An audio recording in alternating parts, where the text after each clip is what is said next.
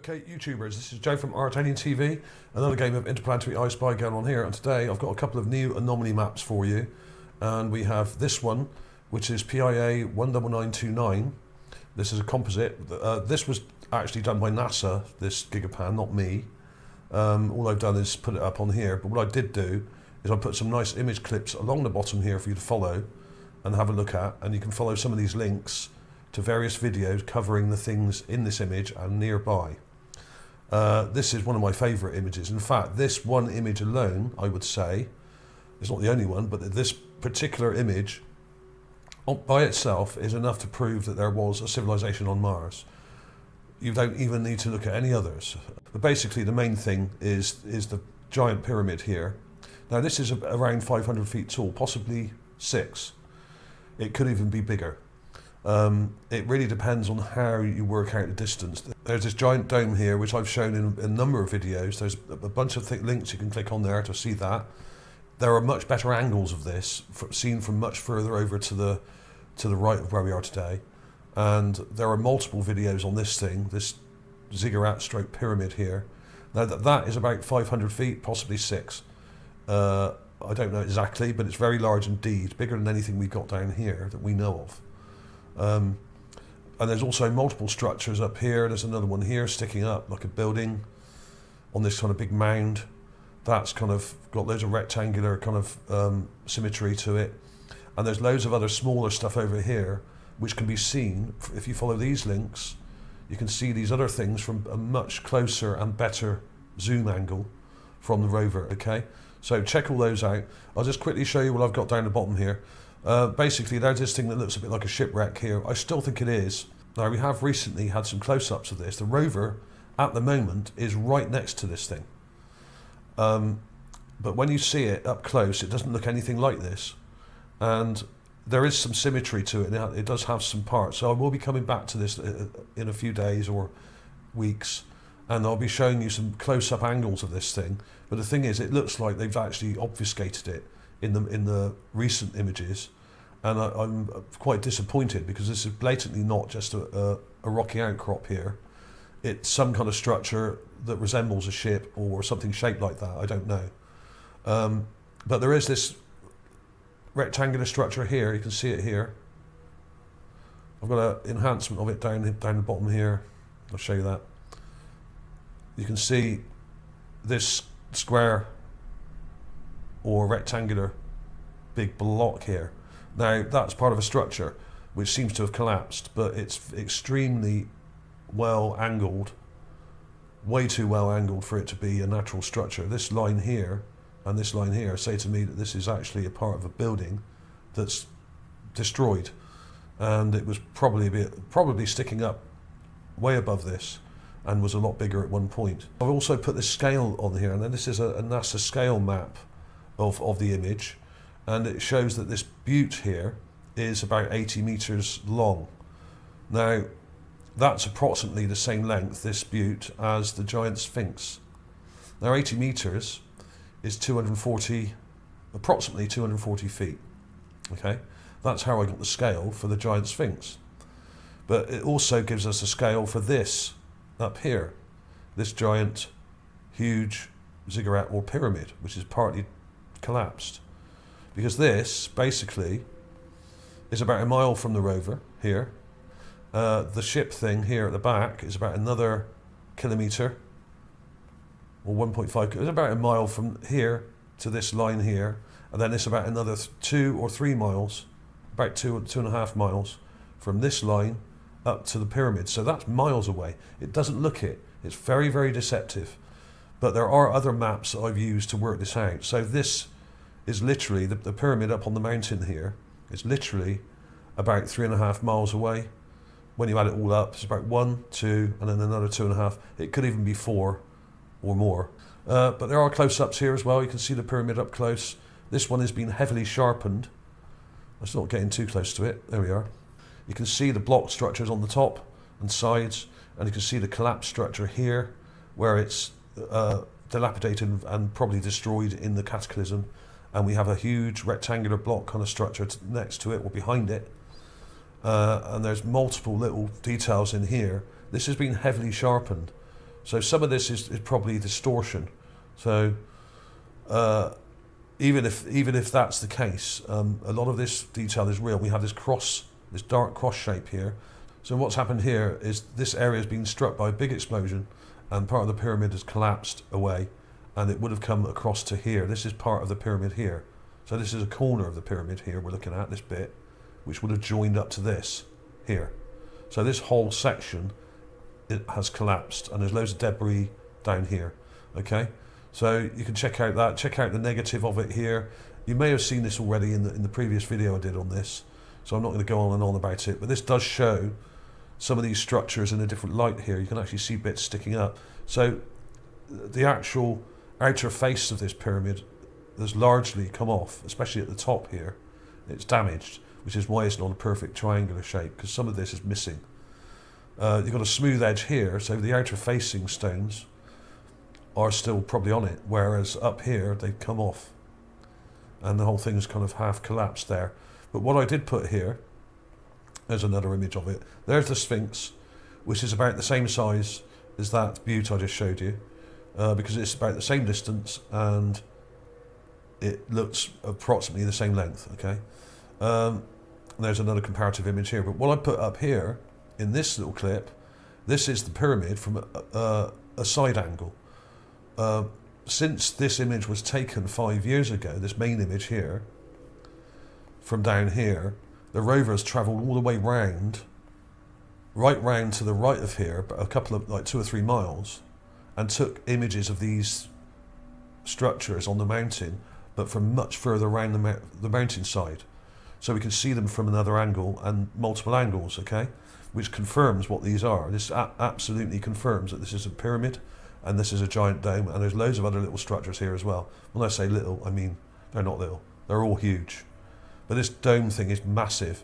Now, I actually thought this giant dome was about 300 feet, but I actually think it's bigger than this pyramid, so it's probably 550 feet or more, okay? So if you follow the links here, this will take you to the dome videos I've done of this from the other angle where you can see it lit up in the sunlight, and it's very bright and it looks quite amazing. I've called it the observatory. But basically, this is from that other angle, and you can see the pyramid and you can see where it's collapsed. This is that collapsed part here, and this darker bit in the middle, in between, is this bit up here, the collapsed section here. That corresponds to this. So there's the collapsed section, the dark bit in the middle, and here you can see the collapsed section here, dark bit in the middle. But what we do see from this angle is the other back angle of the pyramid, which is absolutely spot on, and is the correct angle for a pyramid, the same angle you'll see on the pyramids in Egypt, okay?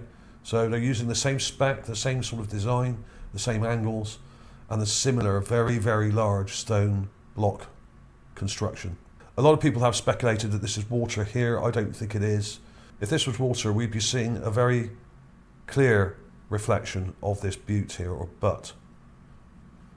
This butte here, which is 80 meters long. We would see that in the water, but we're not.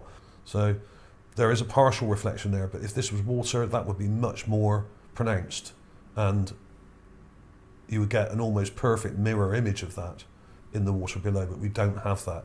Now, that may mean that NASA have doctored the image, or, as I think, it means it's just sand. And when you look at the satellite images of this area, this is all sand. Dark blue and dark grey blue sand, a lot of it, with brown and sort of reddish sand in some areas. But basically we know from the satellite MRO images that this is sand. But it may well have been doctored, we don't know, but that's what I'm sticking with for now. A lot of people are saying this is water, but I'm still not convinced either way, really. I'm very skeptical about it. Take a look yourself, follow the links. There's lots of links to different videos and information about all this stuff. It explains it in full detail. So that was that one. So we'll crack on to the next one. Now, this is completely raw. I haven't enhanced this image in any way whatsoever. It's just been enlarged. And there are loads of new finds here. Now, I originally thought I'd put this up because I recently did a video about the giant bird on Mars, and this is a video called Giant Bird and Warrior on Mars, Aries Maximus, and this was from early June. And I did go back over this original giant bird that I found back in 2013, which I called Aries Maximus. I'm just going to briefly show you a very small part of that now, because this has got a clip from the original video in it. Here we are. Now, Aries Maximus, I estimate to have had a wingspan of around 50 feet. It could have been 45, it could have been 40, it could have been 55. Don't know exactly, but around 50 feet. The largest wingspan of any bird on Earth was supposed to have been the giant condor, which was 7 meters. Here's an aeroplane with a wingspan of 10 meters. Okay, this is over 15.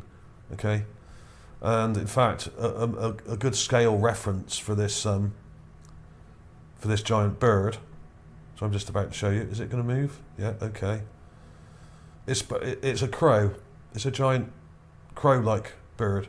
I'm not saying it's an actual crow, but it's from the crow family. And this has a 16-meter wingspan, so it's very similar in length to this, which is a P-38 Lightning from World War II. So that shows how big it is, right? So if this bird was as big as I think it was, and may have even been bigger, it was big enough to pick you up and take you away and eat you. Okay, because basically there's a person sat in there. So if a person can sit in something that big, then a bird this big could easily pick you up. Okay, quite easily pick you up and carry you off into the distance, and drop you in its nest and feed its chicks. Okay, the reason why I think it's so big is because basically the rover's down here at the bottom, and we've got loads of little things in the foreground here, which I'll show you in a minute. But the bird is all the way back here. Now this, I would say, is about 100 plus, 150 plus, somewhere between 100 and 150 feet away, I would say. Let's work it out.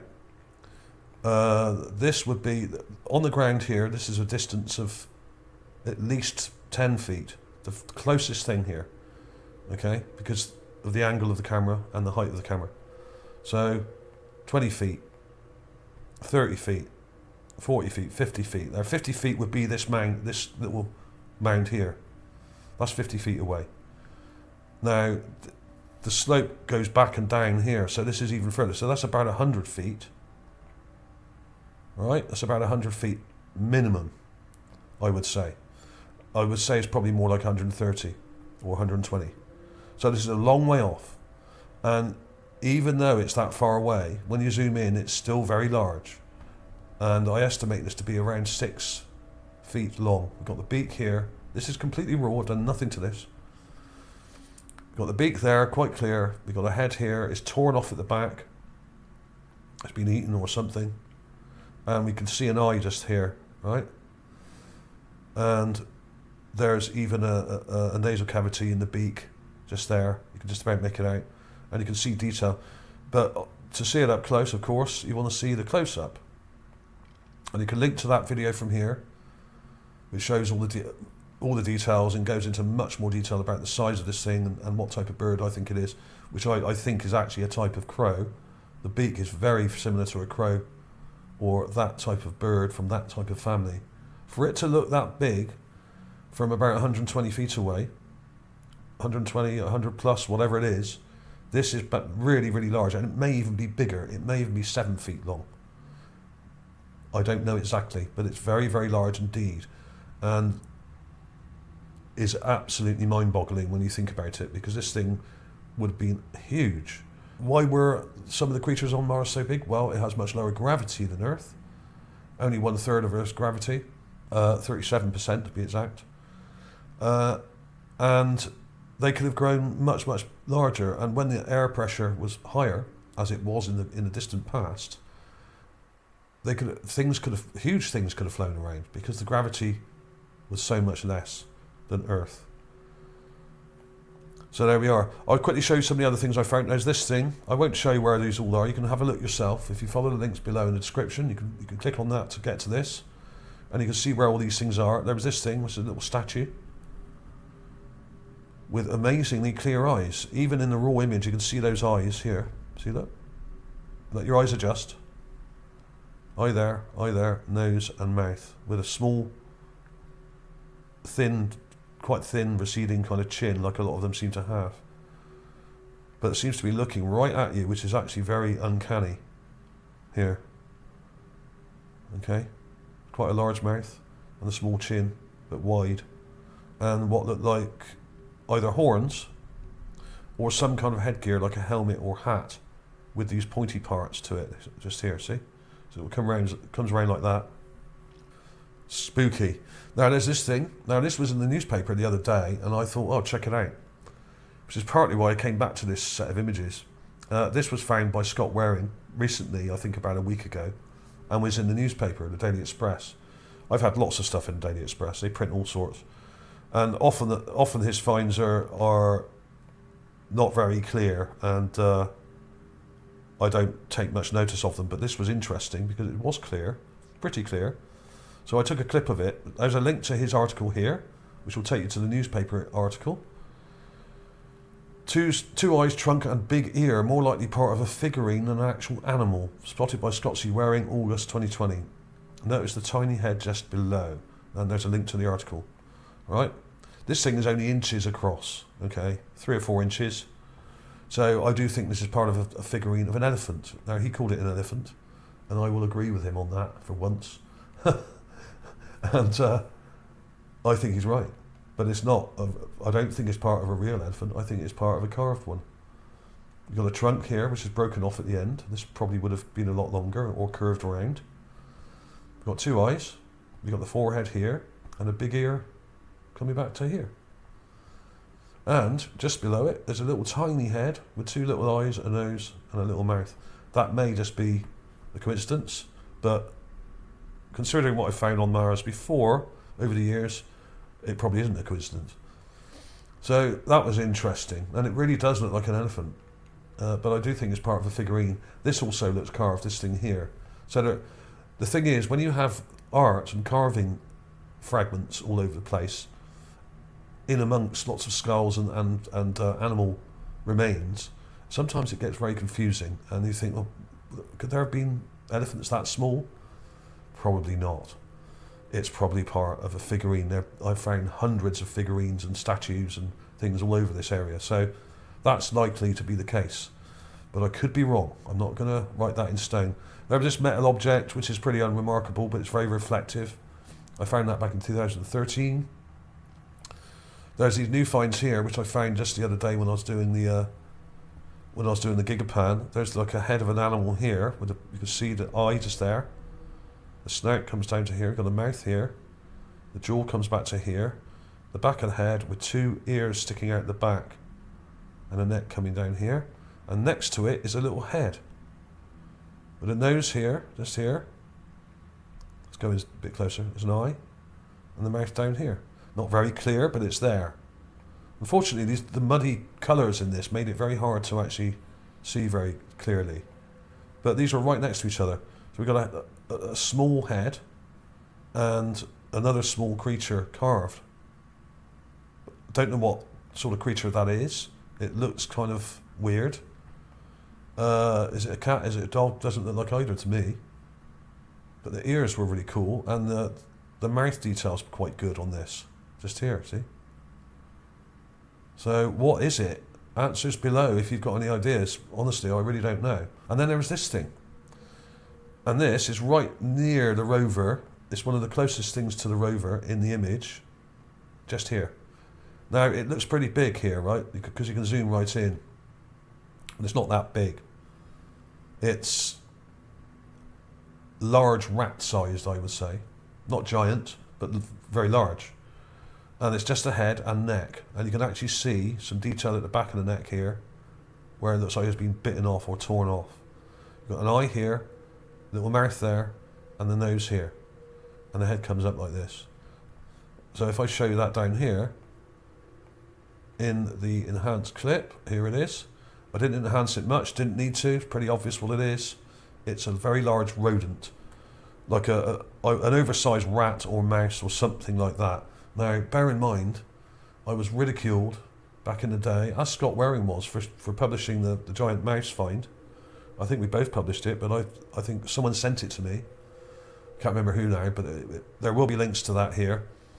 And I published it, and it got in all the papers and was on TV and everything.